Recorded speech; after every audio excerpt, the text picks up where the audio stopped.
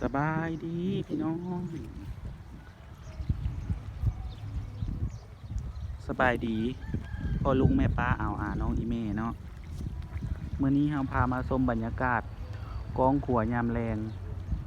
บรรยากาศกองขัวแขวงสวรรณเขตฝั่งนี้ก็สิเป็นฝั่งลาวพี่น้อง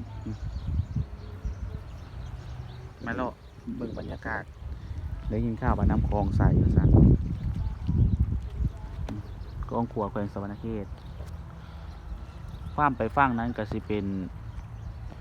จังหวัดมุกดาหารประเทศไทยเด้อ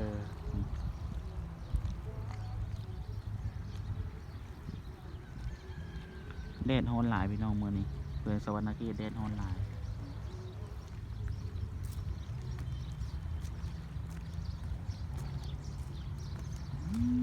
ยาวเหยียดขนาดเพื่อพ่อแม่ประชาชนก็เต็มอยู่พ่อแม่ประชาชนพูดกูไปเบิ่งกูปะเมืองไทยมึงอยากเจอปะไปย่างเบาแก้วสิพาเที่ยวพี่น้องเมื่อนี้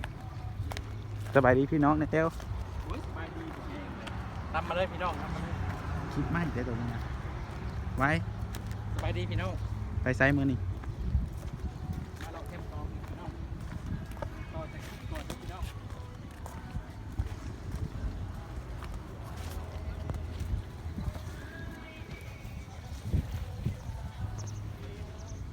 ผมว่าสิเจอขี่เขาหรือบ่อเนาะ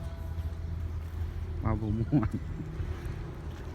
ถ้าบรรยากาศงามเลยพี่น้องป้องป่ายมาเด้อคนอยู่ทางอื่นทางไกลคิดฮอดบ้านเกิดเมืองนอนพอลุงแม่ป้าน้องอีแม่มาเบิ่งเด้อบรรยากาศบ้านเมืองเฮาเนาะมีความสงบบรรยากาศงามหลายพี่น้อง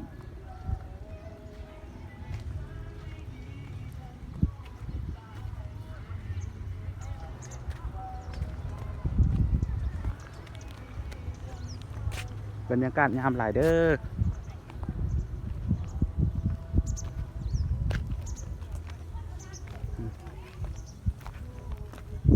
มาพี่เด้อมาพี่เด้อท่าแน่มาฮอดมุมเลยพี่น้องกล้ามหอยที่กระเจ้าเก็บไปขายกับเก็บอยู่เนี่ยนี่นักศึกษาลงมารีดน้ำ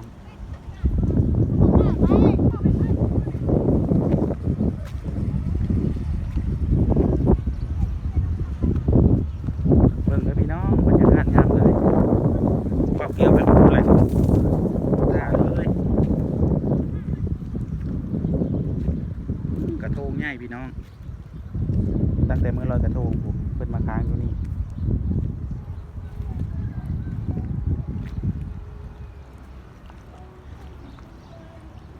ป้าน้ำคลองแห้งๆกันเลยพี่น้องพี่ลงมาหอดกลางคลองเลยเห็นบ่ฟังพูดจะเป็นจังหวัดมุกดาหารเด้อพี่น้องเด้อ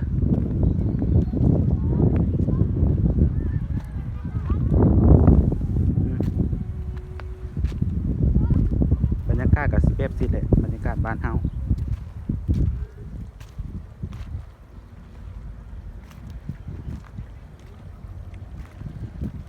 ปลูกป้าพี่น้อง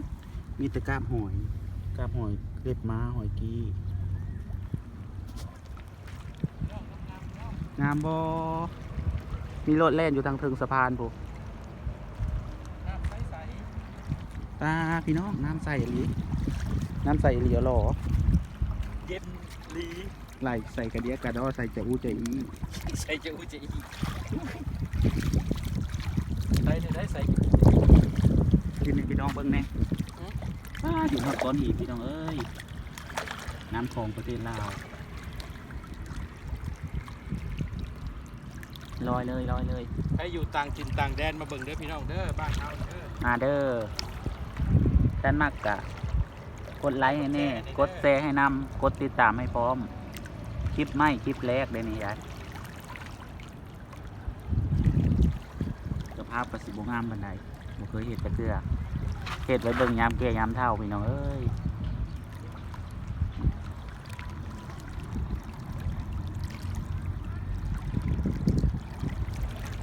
มาฮอนนี่กับสีโจ้ไว้ซ้ำนี้ก่อนเนาะพี่น้องเนาะลมแห้งหลายลาพี่น้องแน่ บ๊ายบายไปดิ